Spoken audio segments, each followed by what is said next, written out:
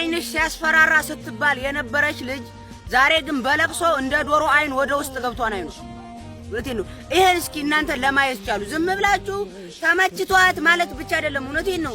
እስኪ እንደው የፊት ከነበሩት አካላቶቿ እንደው ልክ ናቸው። አይኗ በኔ መስላችኋ እንዴ? እንደዚህ ደም የለበሰው ለቅሶ እኮ ነው። ቢያንስ ስራ ስትሰራ ይሻላል። ከስራ ቁጭ እንዳለች የሆነ ነገር ታቅፋ ማልቀስ የሆነ ዝም ብሎ ማያሳስበው ድሮ ያንን ነገር አስባ ትስቅበት ነበር። ዛሬ ግን በቃ ሰበብ ለማልቀስ ሰበብ ነው የምትፈልገው። ሰው ተናግሯት አይደለም።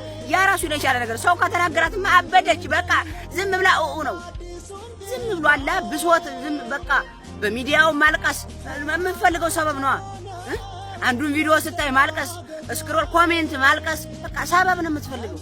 ለምን ይመስላችኋል? ውስጧ ድክም አልቋን ተስፋዋ ተበልታ ጨርሳለች። ያም ተቀባብሎ ምጥጥ አርጓታል።